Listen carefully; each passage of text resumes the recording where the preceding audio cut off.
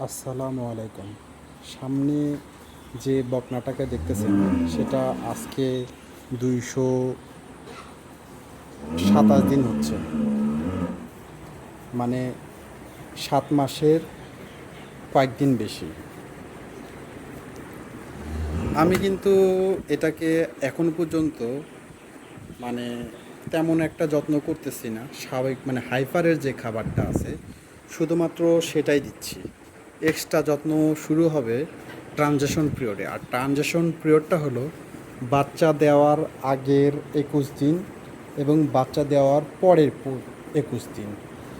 এখন বাচ্চা দেওয়ার আগের 21 দিনকে বলে হলো ক্লোজ আপ পিরিয়ড, আর বাচ্চা দেওয়ার পরের 21 দিনকে বলে ফ্রেশ কাউ। এখন এটাকে বা হাইপারকে যখন কনসেপ্ট করে, সে যখন 210 দিনের উপরে যায় তখন একটু কেয়ারে রাখতে হয়, বাট খাবারের মধ্যে কোনো পরিবর্তন আসে না। হাইপারে যে খাবার আছে সেটাই থাকে, কিন্তু কিন্তু একটু তাকে একটু আলাদা। আপনি একটু দেখতে পাচ্ছেন, এই যে এখানে একটা গাভী আছে, এখানে মাঝখানে বান্দার জায়গাটা ফাঁকা। আবার এই সাইডে দেখেন, এই সাইডেও কিন্তু আমি একটা একটা বান্দার জায়গাকে ফাঁকা রাখছি।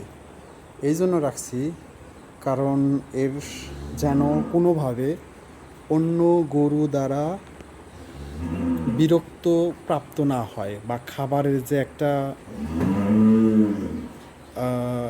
কি বলে ওটাকে, কারাকারি করে খাওয়া, সেটা যেন না থাকে। তো আমি এটাকে কি যত্ন নিচ্ছি সেটা আপনাকে বলবো।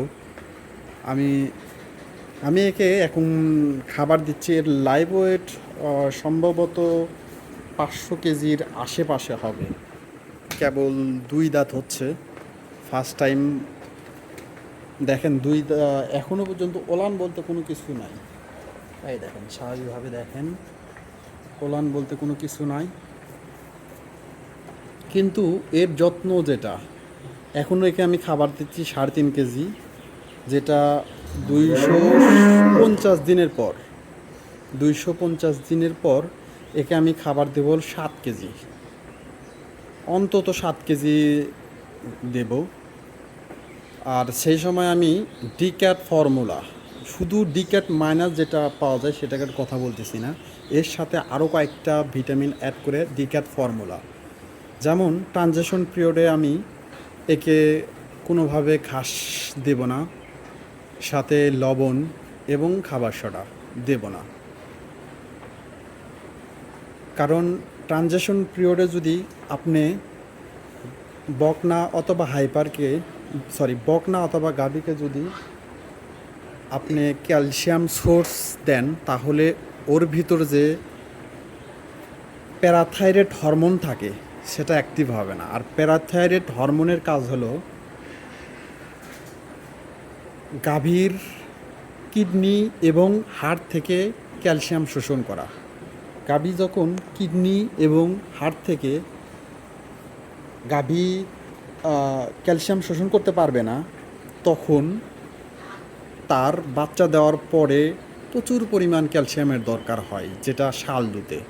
সেই সময় গাভী প্যারাথাইরয়েড হরমোন যদি অ্যাক্টিভ না হয়, সেই সময় ও ক্যালসিয়াম শর্ট বা মিল ফেভার, যেটাকে বলি, মিল ফেভার হওয়ার ঝুঁকি থাকে 70%-এর উপরে, যেটা সত্যিই ভয়ঙ্কর। এমনও দেখা যায় যে কত গরু 20 লিটার দুধ দিচ্ছে বা 25 লিটার দুধ দিচ্ছে, প্রথম দিন 20 লিটার দিচ্ছে, বাচ্চা দেওয়ার পরে 2 দিন এরকম দেওয়ার পর হুট করে আর বসে পড়ছে, আর উঠতে পারে না, যেটাকে মিল ফেভার বলে। এই সমস্যাটা যদি আপনার খামারে না হয়, তাহলে আপনি ডিক্যাট ফর্মুলাটাকে মেনটেন করবেন। ডিক্যাট ফর্মুলা যদি মেনটেন করেন, তাহলে আশা করি আপনার এই সমস্যাগুলো হবে না। আমি আমার গাভী অথবা বকনাকে ডিক্যাট ফর্মুলা মেনটেন করি। ডিক্যাট ফর্মুলা মেনটেন করার ফলে আমার বাচ্চাটা অলমোস্ট নর্মাল ডেলিভারি হয়, ফুল পড়ার কোনো জটিলতা থাকে না। আরও যে সমস্যা উপকার পাই সেটা হলো, গাভী বাচ্চা দেওয়ার পরে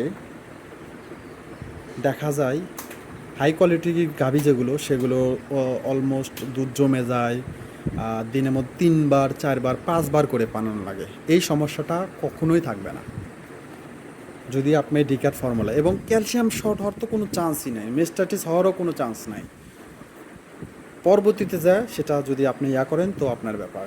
আমি আশা করি আপনারা সবাই ডিক্যাট ফর্মুলা মেনটেন করবেন, ট্রানজিশন পিরিয়ড এবং মেনটেন করবেন। ট্রানজিশন পিরিয়ডে যে 2টা ভাগ আছে, ক্লোজ আপ পিরিয়ড এবং ফ্রেশ কাউ, দুইটাই মেনটেন করবেন। আপনি গাভী অন্তত 21 দিন থেকে 25 দিনের মধ্যে ডাক আসবে এবং দুধের যে একটা মান সেটা নির্ধারিত একটা ইয়ার ভিতর থাকবে।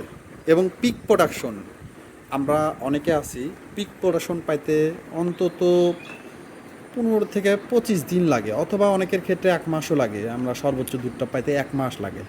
কিন্তু আমি ডিক্যাট ফর্মুলা এবং ফ্রেশ কাউ ফর্মুলা মেনটেন করে দেখছি, আমার গাভীর 10 দিনের মধ্যেই পিক প্রোডাকশনটা পাইছি। আমি চেষ্টা করেও ওই যে পিক প্রোডাকশন বা সর্বোচ্চ দুধটা 10 দিনের মধ্যে যেটা পাইছি এটার ওভারকাম করতে পারিনি। ধন্যবাদ আপনাদেরকে। অনেকক্ষণ আপনাদের সামনে মূল্যবান বলতে পারেন, আবার অমূল্যবানও বলতে পারেন, কথা বললাম। আশা করি আমার কথার ভিতর যদি কোনো ভুল হয় সেটাকে ক্ষমা দৃষ্টিতে দেখবেন। আল্লাহ হাফেজ।